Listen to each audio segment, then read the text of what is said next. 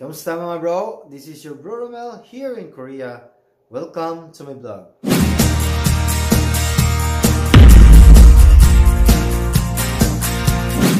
So ayan mga bro, welcome back once again to my YouTube channel. What's up? This is your bro Romel here in Korea. So, good morning. Annyeonghaseyo. And maganda po ang panahon ngayon dito sa Korea. So, pero sa weather forecast is uulan, pero thank God hindi umulan, no? Makapaglaro tayo ng basketball. So today is Sunday here in Korea. So papasyal ako dun sa bagong gawang basketball court dun sa may Daebol sa industrial zone, kung saan marami ding Pilipino nakatira. So may bagong gawang basketball court doon.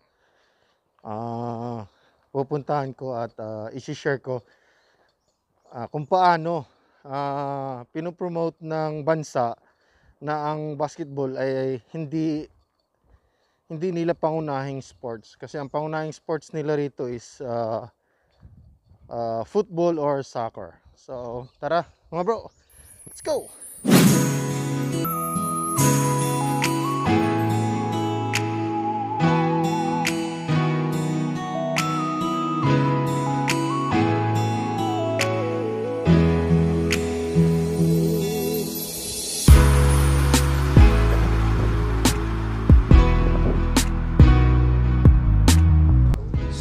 Bro, nandito na tayo sa bus. Choppy ka. So, grabe ang tagal. Nagkamali ako sa oras. Ang first trip pala ng bus is 6:10. 5:30 5:30 nandun na ako sa bus stop. So anyway, talaga early birds is coming to town.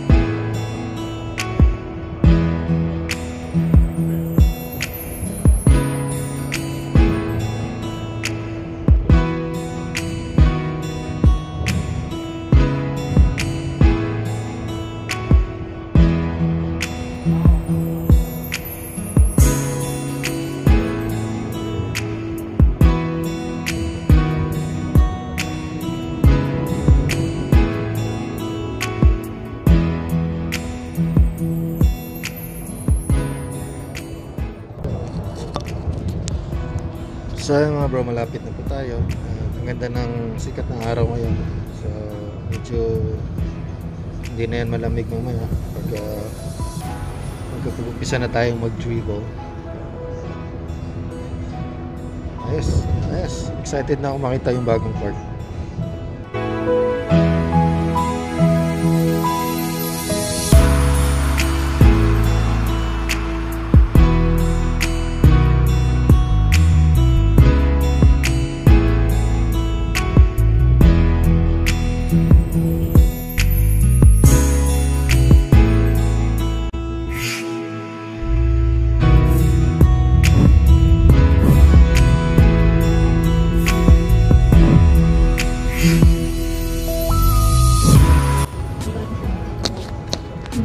So mga bro, andito na tayo.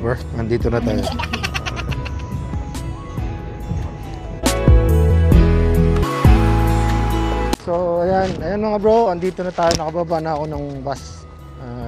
Papunta na po ako dun sa basketball court. So matagal-tagal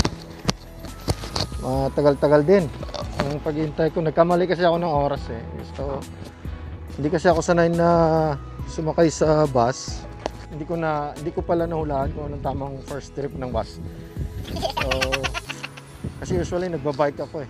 Pero ngayon nandito na ako. So papunta na ako. Yun ba? Punta na ako dun sa court. At excited ng mag-basketball. Okay?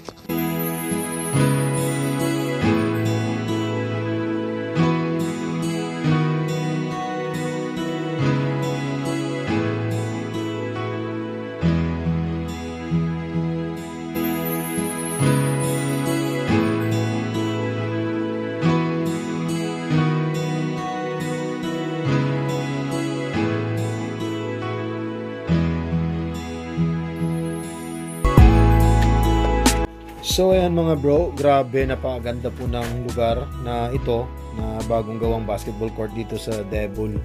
At nakaka-amaze, nakakabagbag damdamin bilang isang sports-minded person. Makakita ka ng ganito. Ito yung mga place or yung mga establishment na pinapangarap ko talaga sa lugar namin doon sa Barangay Butungan Istan sa Iloilo. Na simula nung bata pa lang, dito uhubugin yung mga bata na maging magaling naman lalaro. At dito na sila matrain. Kasi sa sports mga bro, diyan nag-umpisa lahat. Yung self-discipline, motivated ka, nagkakaroon ka ng encouragement, nagkaroon yung fighting spirit mo, confident mo, andyan lahat eh. Yan ang tinuturo ng sports eh. So, kung sa barangay natin may ganito, no? Nakaka-amaze lang kasi ba't dito kaya nilang gawin to? Bakit dun sa Pilipinas parang ang hirap gawin? Grabe. This is where the taxes of Korean go para sa kinabukasan ng kanilang mga mamamayan.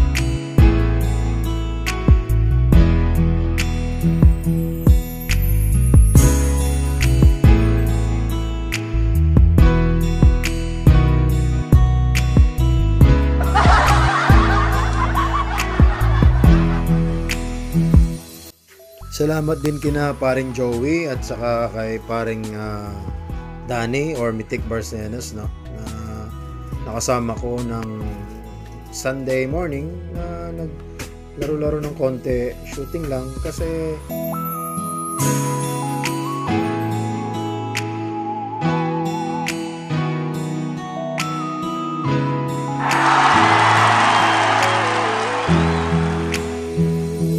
ganun pa man mga bro, ako'y hindi tumitigil sa mga pangarap ko na to para sa barangay namin at para sa mga kabataan dun. Na darating din ang panahon na mga ganitong facilities, lalong-lalo na sa sports, ay kaya ding may patayo dun sa barangay namin. So, tiwala lang tayo sa Panginoon. At alam ko, darating din ang time na ang lahat na ito ay matutupad. So, ayan mga bro, thank you for watching. Thank you, and if you did not subscribe yet, subscribe naman. At ito si Ding Boy, taga Barangay Butungan, Batang Pier, laking basketball court.